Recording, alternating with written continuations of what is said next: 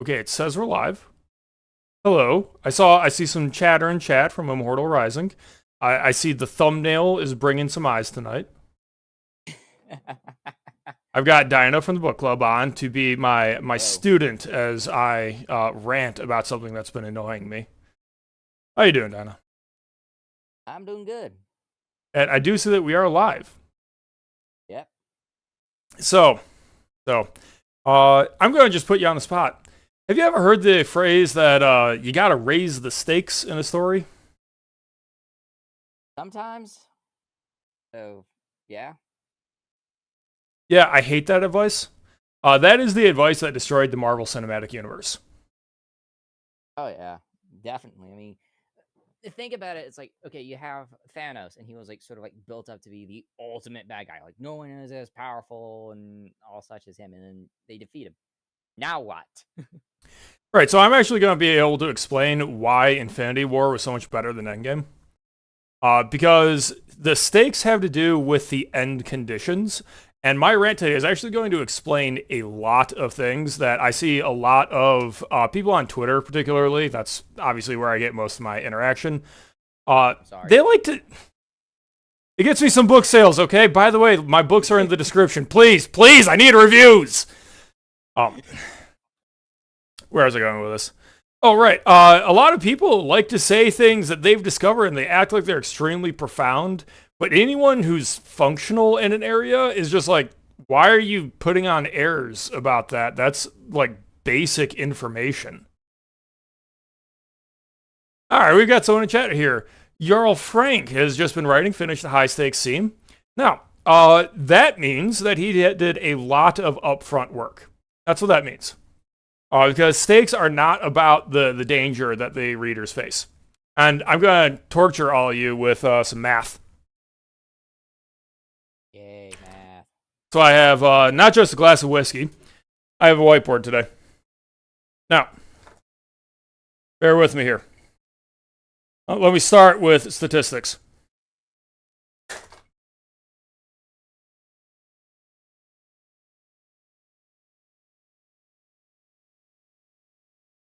Yay.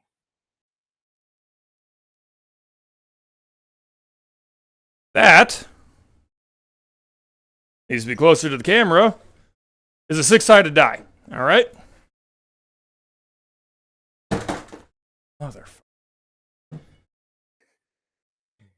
know what? That works just fine. That is a six-sided die, which means that you can say, when you roll this fair die, you can get a 1, a 2, 3, 4, 5, 6. I don't even know if I'm writing these backwards. I'm sorry, this is upside down. And when you get, what you have here is something called an expected value is 3.5.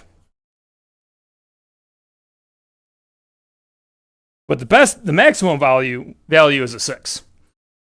If this die was the possible end states of a book, I would score this book as having a stake value of 1.5. It's the distance from there to there. The best possible ending compared to the statistical average of what the reader thinks how it might end. Does that make sense? I can get it, like, thinking mathematically. Like, okay. Right. Well, expected value is like, this is a 1 in 6 chance, this is a 1 in 6 chance, this is a 1 in 6 chance. So you multiply the probability of the outcome happening by the value of the outcome, which makes sense when you're talking about a die. When you get to the conditions of a story, for example, tonight's example, High School DxD, Volume 2, this is a harem story. But that doesn't mean that you are going to get the harem ending. The possible end states to High School DxD, as posed by the writer to the reader, are the harem. You can get the big W from Rias. The little W, that's going to look like ballsack. I apologize. You get the little W of getting Aja, or you could get skunked. Those are the 4 possible end states, realistically. Now, if you are the target audience for High School DxD, you want the harem, which we're going to call 100 points because you're invested in the characters. That's a big thing that people screw up when they're talking about stakes, because there are no stakes at the beginning of a story.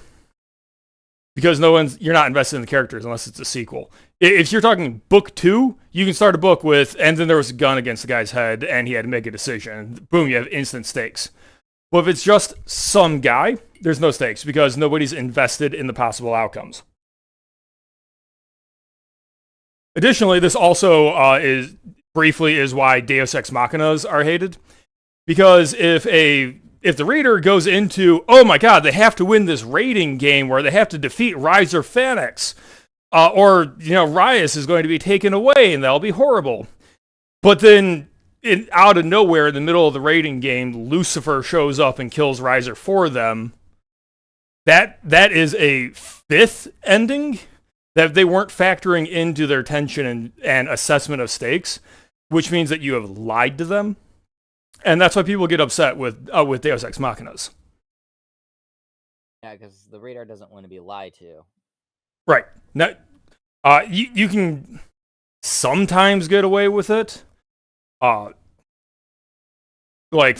example, the ending of Fight Club comes to mind, where you find out that Tyler Durden is his actual personality. It's hard to do, and there are certainly this stuff doesn't necessarily apply to extremely good literary fiction. This entire conversation is going to be in the context of genre fiction. So this brings me to the first way that you can raise the stakes. The better the girls are in a harem series, the higher the stakes, just implicitly, because there is always a chance that you get the bad end. I can't actually name a series that ends with a bad end that didn't get axed. That's actually a meta layer. But there is always the issue with the harem of, but does he end up with worst girl? Or, for example, I could go to Infinity Game. You kind of went in knowing that Thanos would win. The problem is, the snap is 50% of people gone. Every hero, every character you're attached to has a 50% chance of being gone. Yeah. Which heroes is not stated. You don't find out who you lose until after he snaps. Which is why there is tension through the entire movie, and why it actually works. Endgame, they don't have that mechanic. Instead, they have time travel where they can just reiterate again and again and again and bring in the multiverse and bring in everybody and have all these ensembles and it gets to the point where the heroes are going to win because there is a 0% chance that they don't, because you can just tell from the way it's being written. With the exception of, obviously, who dies and the other one retires. That surprised people. Those two things are actually the redeeming factors of the entire movie, in my opinion. But generally, that's why you don't want to do multiverses, is because it becomes impossible to end up on any ending but the best ending. So the expected value, instead of being 3.5 in this example, becomes 6, and then your stakes are 6 minus 6, 0. Incidentally, this is why there is that trope that the main character never dies. Sometimes it's very explicit, like Wolverine or Lucius from my web novel. They literally can't die. You lock an enemy in a room with them, they're the ones walking out. There is no tension there. There was a gag about that in One Punch Man, where Zombie Man wraps an iron bar around the door, turns around to a room full of monsters, and it's just smash cut to when he's done. Because he can't die. There's a 100% chance that he will be the last man standing. That's why they skipped the fight. There's no tension.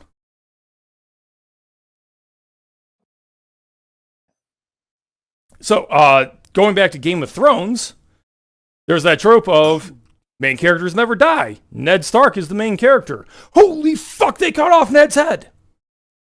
The reason he did that is because it gave credence that the bad ends might actually happen. You go into High School DxD, Issei is not going to end up alone. It's just not going to happen. The question is, how many girls is he going to get in his harem? Because that's how it's written. But if you actually kill off someone and prove that, no, really, I might give a bad ending, that's how you raise the stakes, because you convince people that the 1 and the 2 is actually possible. Because if they think you're softballing them, like it's a romance novel, the worst thing that could happen would be like a 3. That means the expected value of 4.5. Oh, wow, I'm bad at math. That's a 2. 2.5. You literally all see me drinking. But if they know they're not going to get the worst possible endings, then the stakes go down. Because they know you're faking. Right.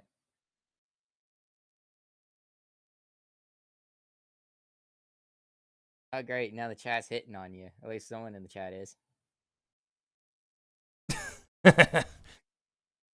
I don't understand how anyone clicks on this thumbnail and doesn't expect High School DxD examples.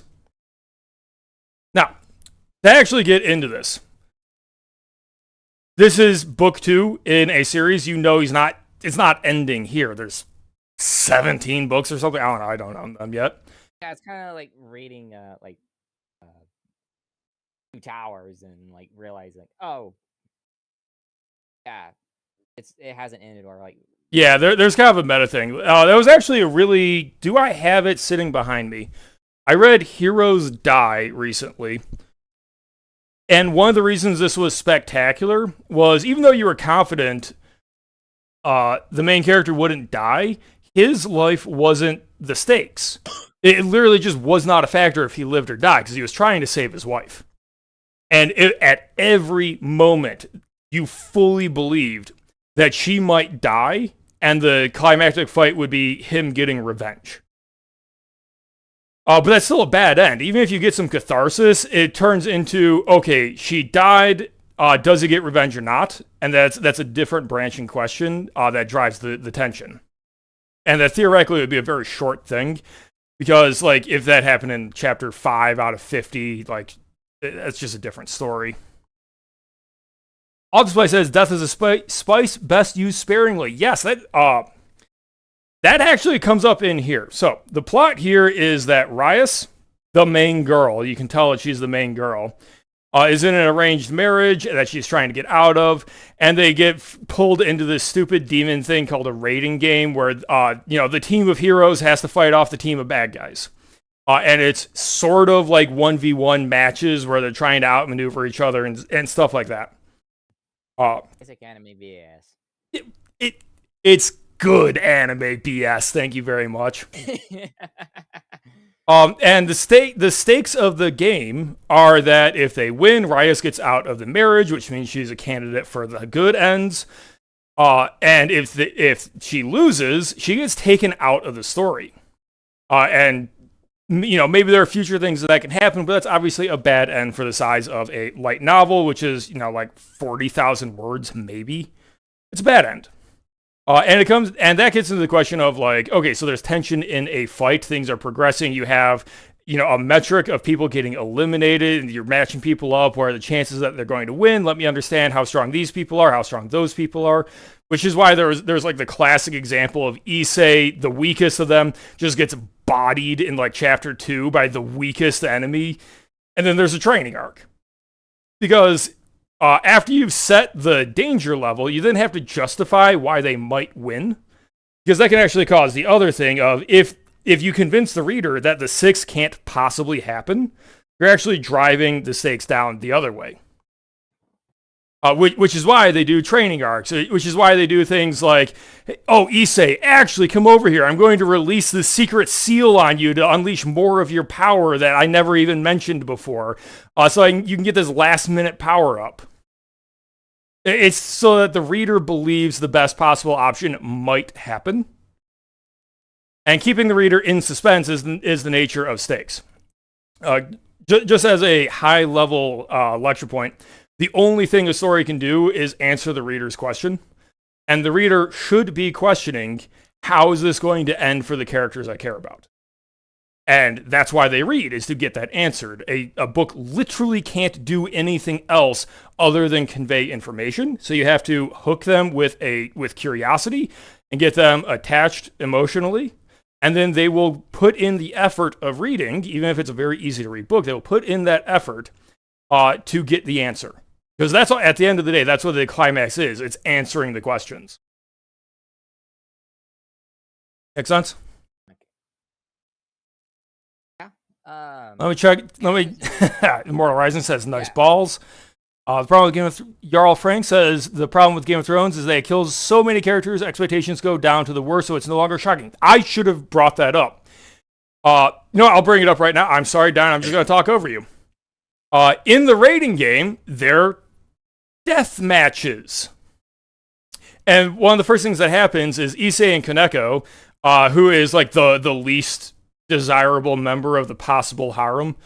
That's just a personality. You can't have them all be bombshells throwing themselves at the guy rather. The two of them get paired up to go basically be a distraction, and they get in a fight, and they win the fight. And then they get ambushed, and Kaneko gets defeated. Right after she gets defeated, the author,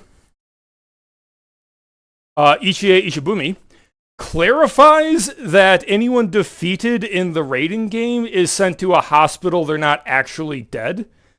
So he's ruling out the absolute worst thing of, everyone gets killed off and nothing matters. Because they are still in play for the future. That's what he clarifies after the first life or death battle. Because, to Jarl's point, if you kill off all the characters that people care about, you are no longer working to the 100 ending. You're working for like a 10 ending at best. And how much stakes can you have if the maximum reward of investment is 10 instead of 100?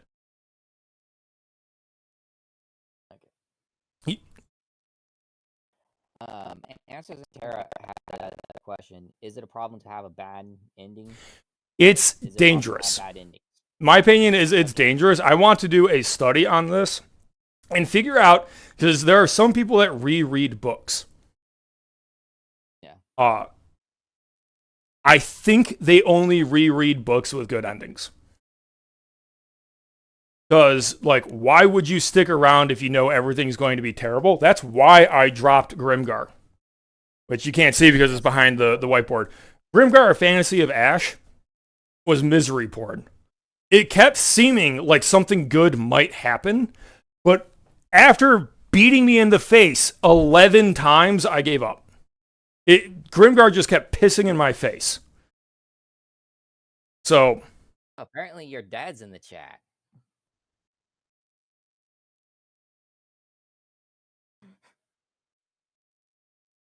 Interesting. I'm not sure I believe that. I might need a text message. It's hard to catch up on chat when I have to lean over the whiteboard here.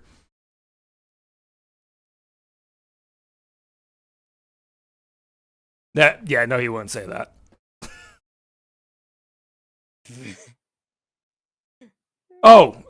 Is my co-host too quiet? Do I need to bump the relative volume? Chat, let me know. Is Dino too quiet? Yeah.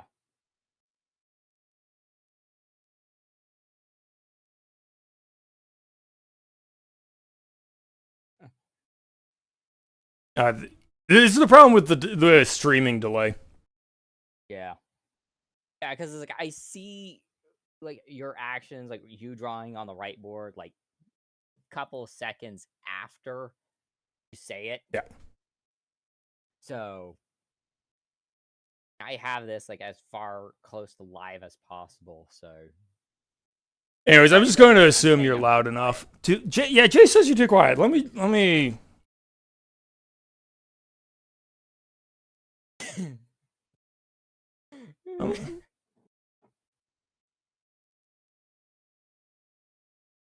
Okay.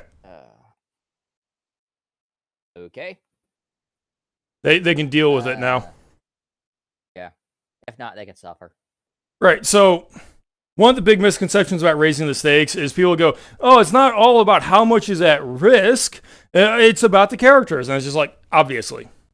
And someone in chat might feel singled out right now when I point out if chapter 1 threatens to destroy the entire world, I don't care about any of the characters, so I don't care if the world gets destroyed. Right?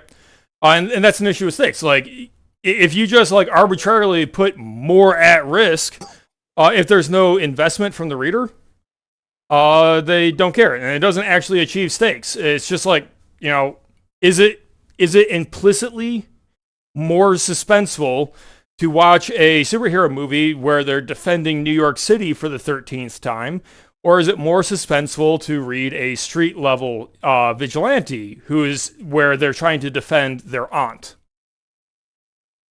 Like, sort of like, let's say, the difference between like a Superman versus a Punisher. Yeah, well, taking that at just naming those characters, you should realize that the literal scale has nothing to do with the tension. It's completely unrelated. Right? Superman is not more suspenseful than the Punisher. But I'd say, like, maybe in for a little bit of my mistake, like, okay, like, no matter what happens, like, Superman has a good probability of, like, walking away from it. Whereas with, like, Punisher, like, yeah, he's real good with guns and taking out guys, but the right bullet at the right time, and he's gone. Right. So there is a problem with escalation, which the classic example is Dragon Ball Z, where they explicitly have power levels, and the power levels don't really regress. Over 9,000. Yeah, so like once Goku has achieved 9,000 power level, he is forever at 9,000 power level or higher. You know, now they're in like the billions or whatever. Yeah. They're calling you Ben Shapiro. Oh, I am definitely American. So the reason writers get forced into escalation is because, to use the Dragon Ball Z explanation, because it's explicit power levels, and there's, like, for as much as Akira Toriyama tries to say, oh, but technique and circumstances matter, don't. The problem is, if you introduce a bad guy and you say, oh, this is Frieza with 1,000 or 1 million power level. If Goku, after defeating Frieza, goes and fights incomplete Cell, and it goes, if they were to have said, oh, his power level's 50,000, you would know. Yeah, you would know that the only possible ending is Goku wins. Right. So the best possible ending, Goku winning, because you like Goku, even if you prefer Vegeta more. But the best possible ending is also the expected ending. It means there is no stakes. Now, the simple solution there is, first of all, just don't use power levels.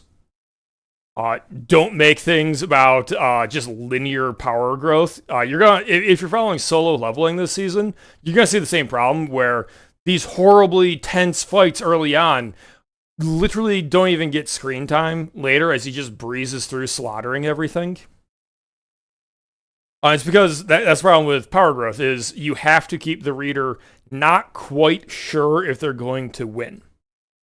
And in solo leveling's case, there's a long stretch where you simply know that he's going to win. And win and win and win and win and win and win and win and win. Until he gets to the very ending, where the author apparently put a bit more thought into things and started retconning things, and capped the power level. That's the important thing, is instead of describing his power level, they said max. And now you're against other people at max. And then you don't quite know who's going to win.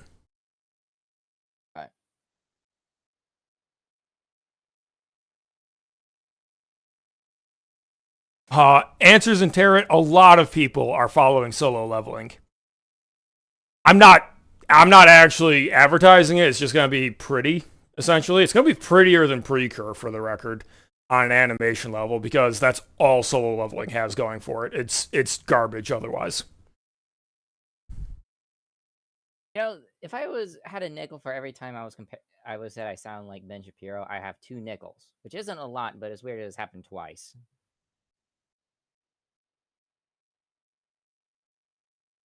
So, I have covered setting up expectations, endings. Oh, by the way, a failure to actually define possible end states is a very common problem in genre fiction, and is probably one of the most important pieces of advice I could give to somebody trying to get better at writing. Is you have to have at least two. Like that's where an antagonist comes into play. That's the basic question of most stories. Does the protagonist get his way, or does the antagonist get their way? Make sense? Yeah. And if you just open with like this cozy story about opening a coffee shop in fantasy world, you're not defining an end state. Because like you have some leeway and people just kind of getting invested in the characters, because like I said, if they don't care about the characters, then end states don't matter anyways. But at some point you do have to do that. Like a character driven story, and even like, okay, opening a coffee shop. All stories are character driven, man. All of them. Yes, try detect. It is a whiteboard. I'm doing math.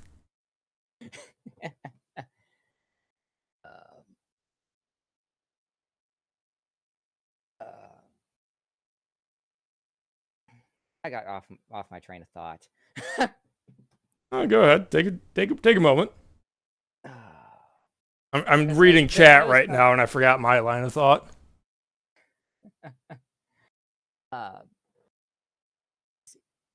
Yeah, character driven and like plot driven, because like I know like some stories are a bit more like plot driven. I think it's probably a bit more like a scale. Like, oh, is it like extremely like character focused, or is it like extremely? Yeah, so that gets into some questions like, is Sherlock Holmes a character-driven story?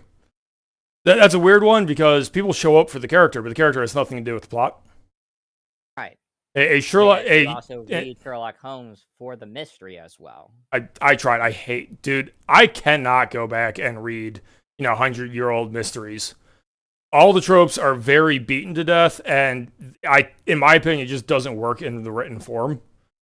I think TV shows have taken the formula, and because they are able to hide visual information, it works like 1,000 times better than in a book. One of the biggest stories that pissed me off was the solution to a closed door murder mystery relied on me, the reader, knowing that 100 years ago that doors would bolt shut at the top, and you had to have a servant lock and unlock side doors. And I had to know that that's what someone could be seeing when looking over somebody's head. And it's just like, okay, that's not how doors work in 2024. So it felt like the story was just withholding information. Like a classic, like another one is the story just tells you that these characters are identical. And that's the entire problem is, it turns out they're identical twins. I don't think those kinds of stories work in written form.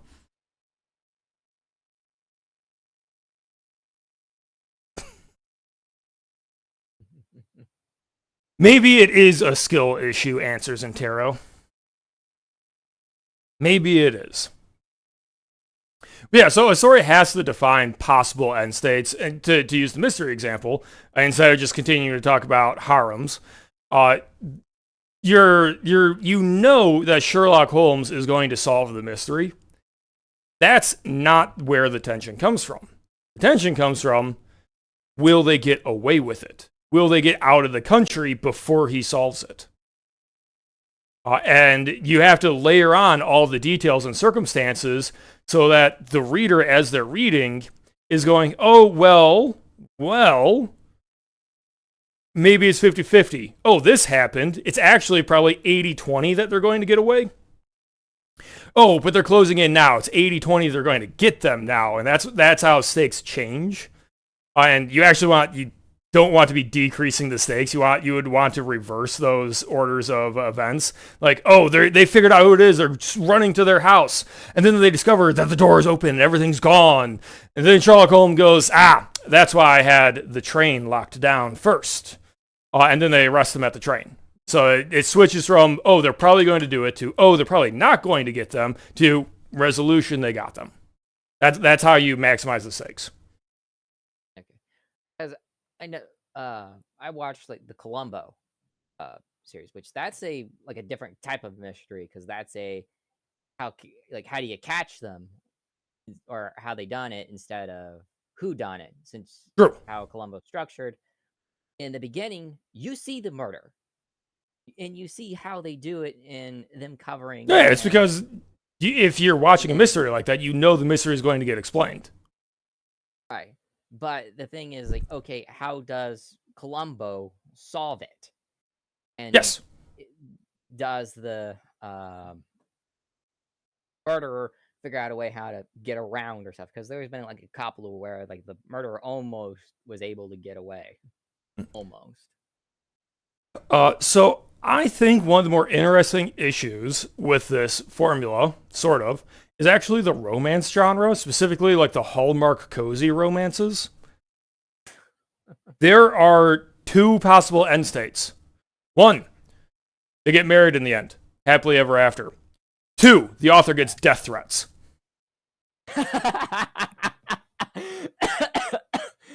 Oh, yeah, that's kind of like why I can't stand whenever my mom watches those Hallmark movies. I just like the only way I can withstand like being in the room is if I'm actively mocking them.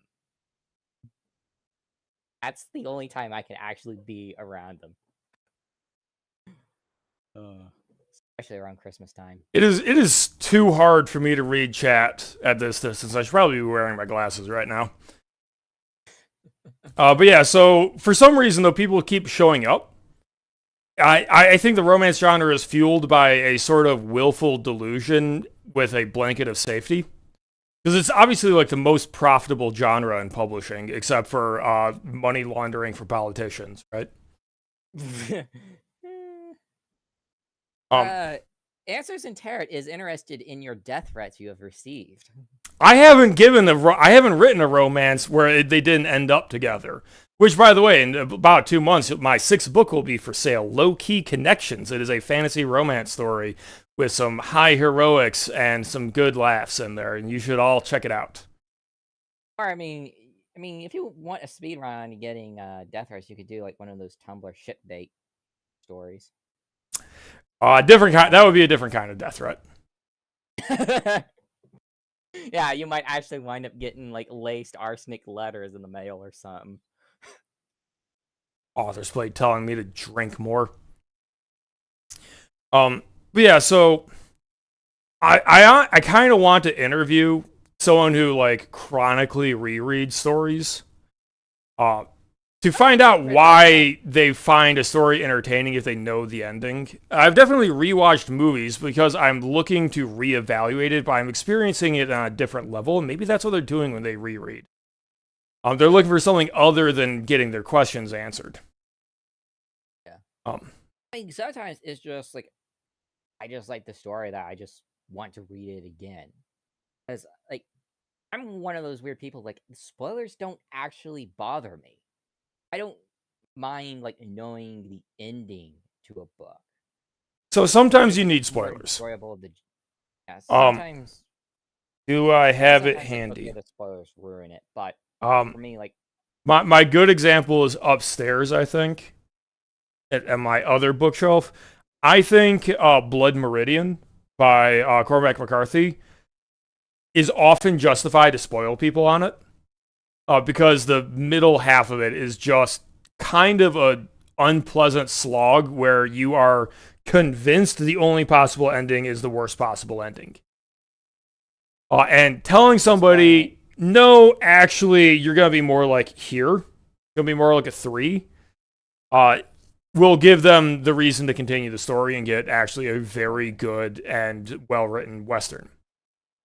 It's just that halfway through the book, you can't see how anything good is ever going to happen. It's just more murder, more violence, more gratuity, more crimes, more desperation, more hell on earth.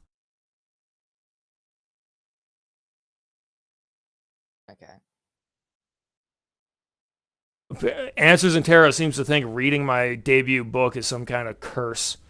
Calling me fat? Am I like a... No. Pass it on. Lose more weight, Taro. Oh, chat isn't updating on me for. That is a shit show tonight. Yeah, so let me see here. I probably should have prepared the actual formula, but I basically talked over the formula because you have because it gets into these weird things of the nuances of you can raise the stakes by convincing the reader that a bad ending is more likely, and that's one of the reasons to do things like prove you have the guts to kill off a main character. Because if you've convinced people that you're softballing them and you're actually just here for the cozy fantasy, they're not going to take the book very tensely. Which, by the way, tension I loosely define as somebody's desire to continue reading. There is no other functional definition of what tension is in a story. It is what compels people to keep going, which is a function of liking the characters and wondering about what the ending is going to be.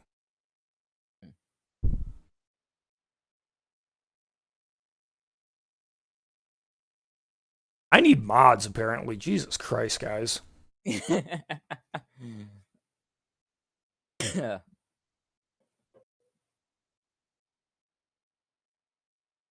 Apparently, someone has 8 copies of your book.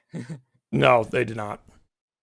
So yeah, our whiskey's basically done. The whiteboard ain't filled, but that's my rant. I hope you all fucking understand what raising the stakes actually means now. And it is not about killing off characters necessarily. It's not about putting more at risk. It's about convincing the reader that there is a difference in desired outcomes. So, thank you for coming to my TED Talk. Any questions? Is mayonnaise an instrument? No.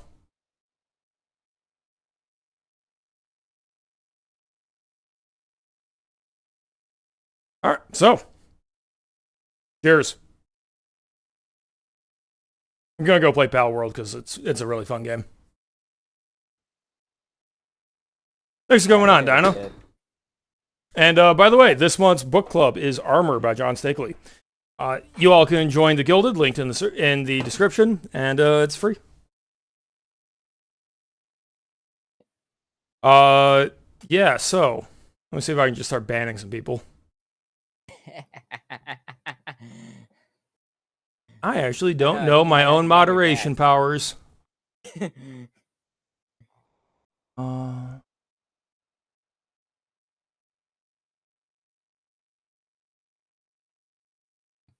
gonna have to learn how to moderate.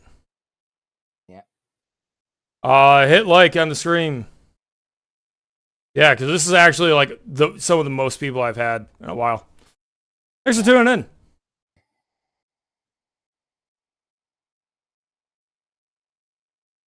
Did you actually ban your father? Because it's not actually my father.